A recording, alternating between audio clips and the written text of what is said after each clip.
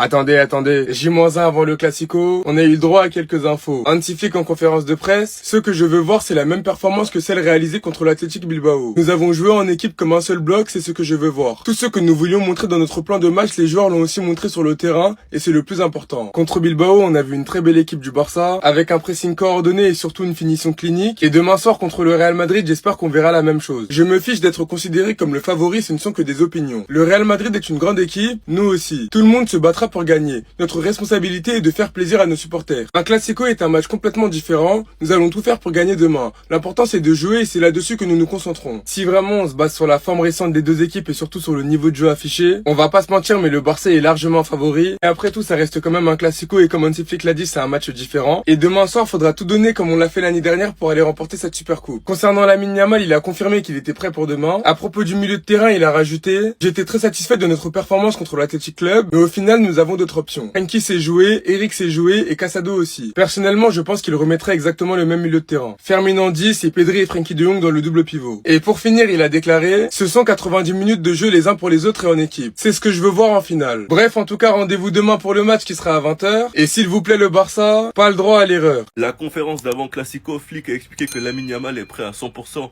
et Xabi Alonso a expliqué que pour Mbappé, il n'a pas encore fait son choix. Attendez, bougez pas, je vous explique. Flick est encore venu avec un maillot Gavi. D'ailleurs, Gavi et Christensen sont les seuls joueurs qui ne sont pas disponibles pour demain. Demain, je vais revoir l'équipe dans la même forme que face à l'Athletic Club. Une finale contre le Real est toujours une source de motivation. Je suis concentré sur mon équipe, nous sommes concentrés sur nous-mêmes. Je me concentre sur mon équipe, c'est un match très important et une victoire peut donner confiance pour le reste de la saison. Nous avons un bon feeling, nous jouons à un haut niveau, le Real Madrid n'est pas mon problème. Lamine peut jouer demain, nous avons toute l'équipe disponible sauf Gavi et Christensen. Nous avons montré un meilleur visage lors des derniers matchs. Si nous jouons en équipe, nous pouvons tout gagner. L'équipe est très concentrée, nous devons prouver que nous sommes la meilleure équipe du monde. Ça me dérange pas d'être considéré comme le favori, ce ne sont que des opinions. Le Real Madrid est une grande équipe et nous aussi. Tout le monde se battra pour gagner, notre responsabilité est de divertir nos supporters. Mbappé est un grand joueur, il n'y a pas que lui qui compte. Combien de classicos avons-nous joué contre le Real Madrid l'an dernier et combien en avons-nous perdu?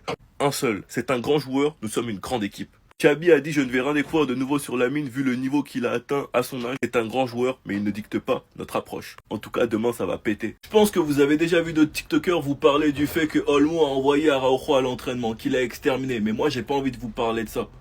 J'ai pas envie de vous parler du fait que Araujo s'est fait humilier à l'entraînement, mais plutôt du fait que Dani Olmo est en train de revenir en pétard petit à petit. Et ça franchement les gars, ça fait extrêmement plaisir. Depuis son match contre Alaves, les gars il enchaîne. Alaves buteur, Atlético buteur et il crée le penalty. Et en plus de ça il sort sur blessure. Il loupe 5 matchs et le problème de Dani Olmo c'était quoi? C'était qu'il avait du mal à re-rentrer dans le bain. À son retour de blessure, il a été buteur. Face à Espanyol en étant glacial lucarne. Et de voir qu'en 2026 ce duo est en train de revenir au top, sachant qu'il y avait une boucle infinie entre les deux car les deux ne voulaient pas être réguliers. Bah là c'est tout l'inverse, les deux performent. Ça c'est leur stat cette saison, en comptant le match contre Bilbao, Fermin Lopez est à 8 buts, 8 passes D. Et de voir Dani Olmo en forme les gars, ça fait plaisir parce que c'est quand même un joueur qu'on a payé cher. Pedri nous avait prévenu, le joueur qui va le plus nous impressionner cette saison c'est Dani Olmo. Il a pas fait forte impression en première partie de saison. On est en deuxième partie de saison. Le club envisage de payer la clause de 30 millions de Marcus Rashford et de prolonger le contrat de Christensen une année supplémentaire pour le soutenir moralement. Attendez, bougez pas, je vous explique. Tweeté par Fabrizio Romano, Barcelone prévoit de conclure un nouveau contrat avec Christensen pour une saison supplémentaire. Les discussions se poursuivront dans les prochaines semaines en vue d'un accord financier. C'est un petit geste de la part du club, c'est un soutien moral car il a eu une grave blessure, c'est un joueur qui a enchaîné beaucoup de blessures. Il est en fin de contrat cette saison et il a pas beaucoup joué donc il va pas intéresser grand monde. Donc ce petit geste du Barça pourrait bien l'aider. Et de l'autre côté, s'il est de retour et qu'il réalise une bonne Coupe du Monde, il peut gagner un peu de cote et peut-être être vendu cet été, qui sait. Avant même que Fabrizio Romano tweet, Alfred Martinez était le premier à nous expliquer que Christensen allait prolonger. Et c'est lui qui maintenant nous explique que le FC Barcelone a l'intention de recruter définitivement Marcus Rashford et de payer la clause libératoire de 30 millions à Manchester United. On attend juste maintenant la confirmation de Fabrizio Romano. Rien à voir, mais Christensen et Gavi vont venir en Arabie Saoudite soutenir l'équipe pour la finale de Supercoupe. Même si beaucoup n'aiment pas, moi personnellement, je reste convaincu que 30 millions pour Marcus Rashford, les gars, c'est un cadeau. Après, ce sera au joueur de faire un effort et de baisser son salaire. Rooney Bardi qui change de numéro et qui devient officiellement le nouveau numéro 19 du Barça, ça fait plaisir. Parce que c'est beau quand tu sais qu'il joue sur le côté droit de Lamine, que Lamine est passé du numéro 19 au numéro 10 et que Rooney Bardi après son match de Supercoupe passe au numéro 19 et devient officiellement un joueur de l'équipe première, enregistré en équipe première. Flick l'a toujours dit, il a entièrement confiance en Rooney Bardi. Je suis extrêmement content de Rooney Bardi, il a encore été excellent comme à chaque fois où j'ai eu confiance en lui. Barcelone a payé 2,5 millions d'euros de frais prêt, de transfert pour un talent de 20 ans, un mouvement souhaité par le directeur sportif Deco. Quand tu regardes son âge, son temps de jeu, ses qualités, que ce soit la passe, le dribble ou le tir, la connexion qu'il peut avoir avec certains joueurs, alors qu'il n'a pas forcément eu beaucoup de minutes, et surtout le cran, l'audace, le courage qu'il a, franchement les gars, on peut qu'applaudir. Sachant qu'on l'a acheté à 2 millions, sa valeur est montée à 10, quand tu sais que c'est un fan du Barça depuis qu'il est petit, qu'au Gamper il est rentré sur une musique FIFA, que quand il marque ses célébrations c'est des rêves de manga, il crée de la concurrence à Lamine Yamal, quelque chose de très important pour que Yamal garde les pieds sur terre. Quand tu vois le soutien que tous ses coéquipiers lui apportent lorsqu'il marque, non franchement ça va être très intéressant à suivre. J'espère qu'il aura plus de minutes. Sinon vous les gars, vous en pensez quoi? Ramenez-vous sur Snap Instant sans nu. Le tout est de se demander, est-ce que vous pensiez vraiment à une finale sans lui? Ou bien est-ce qu'il a vraiment écrit Salam alaikum Saudi Arabie sur X? Ce qui est sûr, c'est qu'il vient d'atterrir en Arabie Saoudite. Il a voulu que les gens le sachent. Il a voulu que vous le sachiez, le FC Barcelone. Votre terreur est là. Parce qu'on nous dit qu'après sa blessure, c'est sur les prochaines heures qu'il va être décidé s'il sera titulaire ou pas contre le Barça. Vous pensez vraiment que ce mec est allé à Valdebebas au centre d'entraînement du Real Madrid tous les jours en s'entraînant 5 heures, tout seul, sans son équipe, pour rater ce combat contre le FC Barcelone? Combien de temps il ne devait pas être là à la base? Comment ce mec s'est rétabli aussi vite? L'annonce de sa blessure a été donnée avant 2 matchs. Il y a eu 2 matchs qui se sont écoulés, pas plus. Aujourd'hui, on nous dit qu'il sera peut-être là lors du Classico, lors du moment le plus important de cette saison jusqu'à présent, de la finale de la Super Coupe d'Espagne. Là, franchement, Mbappé, tu fais plaisir quand t'es comme ça. On les verra arriver, bien évidemment. Sans lui, on était plus fort, et Mbappé contre le FC Barcelone, les gars. Tous les jours, je veux voir ça.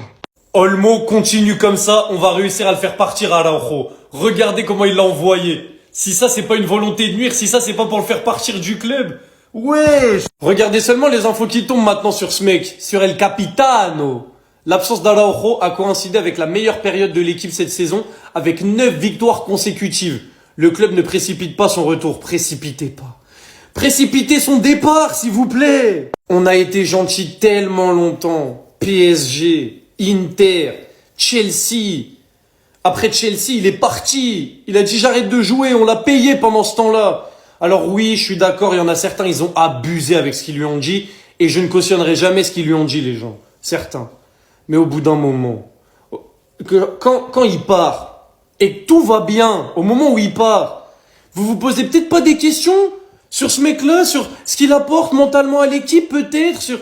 Je sais pas, je pose la question. Donc maintenant, les Olmo, les Yamal, les Pedri, les Rafinha, bref, les mecs techniques, si vous pouvez envoyer Araujo comme ça à chaque entraînement, pour qu'ils se remettent en question, qu'ils se disent, wesh, mais je suis éteint en fait, je me fais éteindre.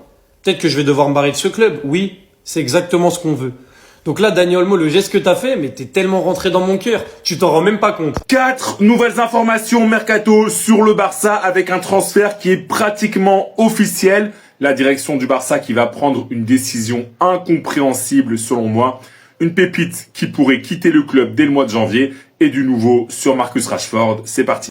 Allez, très gros programme pour ce point mercato et on commence par parler de Cancelo. Deco a confirmé que Cancelo va bien revenir au Barça. Ça fait plusieurs jours qu'on en parle, mais là, Deco, le directeur sportif, a confirmé, donc on peut dire que c'est pratiquement officiel. Voilà, il a parlé et ses propos sont relayés par plusieurs médias comme Mundo Deportivo. Deuxième information de la vidéo, Marc Bernal pourrait quitter le Barça cet hiver. Il pourrait effectivement partir dans le cadre d'un prêt à Girona, qui souhaite d'ailleurs aussi recruter Ter Stegen. Et évidemment, la direction du Barça, elle ne dirait pas non, puisque ce serait positif pour lui pour qu'il gagne du temps de jeu en Liga. Donc la source Sport, le Barça pourrait étudier un départ de Marc Bernal en janvier. Troisième info de la vidéo, tout indique que Marcus Rashford va rester définitivement au Barça. Jusqu'ici, il y avait des doutes sur son niveau, mais là, la direction, elle a pris une décision. Elle va lever l'option d'achat de 30 millions d'euros de l'attaquant anglais. La source, comme d'habitude, Mundo Deportivo, Rashford sera toujours blaugrana. Après, voilà, on sait que dans ce dossier, on a des informations assez contradictoires tous les jours, mais bon, là, ça semble décidé. Le Barça veut conserver Rashford au terme de son prêt. Et on finit avec Christensen. En début de vidéo, je vous ai dit que le Barça a pris une décision incompréhensible selon moi, et c'est tout simplement de prolonger le défenseur danois. Voilà, je vous mets la source. Mundo Deportivo, le Barça a proposé une année supplémentaire à Christensen qui arrive en fin de contrat en juin. Et personnellement, j'en vois pas du tout l'intérêt. Voilà, c'est pas un super joueur non plus. C'est un joueur qui est en service, mais c'est un joueur qui est toujours blessé. Je pense que le Barça doit tourner la page. Christensen, c'est pas un joueur qui est essentiel. C'est fini pour cette vidéo et si t'es fan du Barça d'ailleurs, je veux aussi ton avis sur Christensen. Est-ce que tu penses que c'est une bonne chose de le prolonger? Oui ou non? Dis-moi toi en commentaire, et si tu veux être au courant de toute l'actu du Barça, comme d'habitude, je t'invite à t'abonner. C'est bien confirmé concernant Julián Álvarez, c'est bien ce joueur-là que tout le monde veut du côté du Barça pour remplacer Lewandowski en fin de saison. Donc Álvarez est actuellement le favori pour remplacer Lewandowski l'été prochain. Le club estime qu'il est plus important de renforcer l'attaque plutôt que la défense, notamment avec le retour bien sûr de blessures d'Araujo et de Christensen. Concernant le match demain soir, la finale bien sûr de la Super Coupe d'Espagne, à noter que le FC Barcelone disputera cette rencontre avec de nouveau son 4e maillot qui a été porté lors du match précédent contre Bilbao. Et à noter aujourd'hui les gars que Christensen et Gavi s'envoleront à Jeddah, donc en Arabie Saoudite, pour assister bien sûr au match demain, donc son forfait, mais seront bien sûr en tribune. On va parler cette fois-ci du jeune Ronny Bargi que le Barça a acheté 2,5 millions d'euros l'été dernier, mais c'est pas mal quand même ce qu'il fait par rapport surtout à son temps de jeu qui est quand même très faible.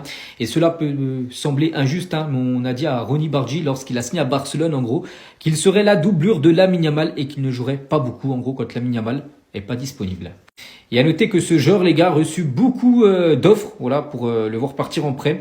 Donc, cependant, les chances d'un prêt sont totalement nulles. Ni Hansi Flick, ni le club ne sont disposés, bien sûr, à le laisser partir.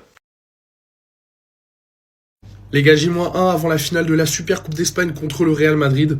Et les gars, comme vous le savez, interdiction de perdre, parce que sinon, vraiment, ça va barder pour nos joueurs. Comme vous le savez, au-delà de l'importance de remporter un trophée, ça peut surtout lancer notre deuxième partie de saison. Et ça, les gars, c'est vraiment plus qu'important. Selon certaines infos, un sentiment de satisfaction règne parmi les joueurs de l'équipe après la qualification du Real Madrid pour la finale. Au sein de l'équipe, le désir de revanche était bien présent après la récente défaite au Bernabéu. Ça, moi, je vous le dis, c'est vraiment la mentalité qu'il faut avoir parce que vraiment, on a une revanche à prendre par rapport au match de Liga en octobre. Et surtout qu'on se souvient tous des incidents qui se sont passés à la fin du match où les joueurs du Real Madrid ont clairement provoqué les joueurs du Barça. Faut pas oublier aussi que le match sera très différent. Faut se souvenir qu'au dernier Classico, on n'avait pas Rafinha, on n'avait pas Juan Garcia, on avait Pedri qui revenait de blessure et on avait Lamine Yamal sous pubalgie. Alors que là, actuellement, ils sont tout à fait en forme. Et ça, moi, les gars, je vous le dis, ça va changer beaucoup de choses dans notre plan de jeu. Et ça, franchement, les gars, c'est très important. Maintenant, les gars, va falloir être très efficace devant les cages parce que le Real va être très efficace, je pense, surtout en contre avec Vinicius, Rodrigo et peut-être Kylian Mbappé. Parce que oui, les gars, en effet, Kylian Mbappé pourra peut-être jouer demain. On en saura plus aujourd'hui avec son entraînement avec le Real Madrid. Mais c'est une possibilité. Et on sait très bien que Kylian Mbappé face au Barça, qui a une défense haute, il se régale, les amis. C'est pour ça qu'il faudra être très solide, mais surtout être très efficace devant, qu'on prenne vite de l'avance. Je vais tout mélanger. Rafinha, c'est top 3 brésiliens de l'histoire du FC Barcelone. Et je vais m'expliquer. Si vous n'êtes pas content, c'est pas mon souci. On a eu des Neymar, des Ronaldinho, des Rivaldo, des Roma. Qui vous voulez, je m'en fous. Rafinha, c'est pas celui qui vient le plus talentueux. C'est pas celui que quand il arrive, c'est le plus beau. C'est pas celui où on est là. Non. Rafinha, c'est pas lui. Rafinha, c'est un exemple d'homme. C'est un exemple de personne. De père de tout. Tout, les gars. C'est un exemple de tout. Le mec, on lui a rien donné. Il y avait presque rien pour lui. Il est tout allé chercher lui-même. Et encore une fois, on l'a sali. Vous avez dit, ouais, les Barcelonais, s'il y en a, ils voulaient Yamal, c'est le problème. C'est notre problème, c'est en interne. Ça change rien. Rafinha, l'ont sali. Il est encore là à prouver que ce mec, il est au top de l'exemple d'homme. On a eu des Brésiliens, qui vous voulez. Neymar, c'est le joueur de ma vie. Neymar, je le croise en soirée, c'est pas normal. Neymar, c'est un gâchis, il a gâché. Rafinha, jamais de ta vie. Rafinha, ça se voit, c'est le mec. Rafinha, 5-0, il court. Et un mec, il a dit, sur Twitter, Rafinha, il court comme si t'es encore pauvre.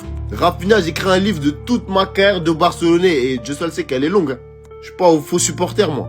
Rafinha, il est dedans. Et je surligne son blaze.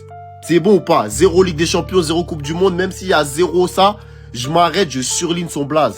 Quand vous allez être des grands hommes, quand vous allez être mature, vous allez comprendre que ce mec-là, top 3 brésilien et il est pas 3e, je m'en bats les steaks, voilà.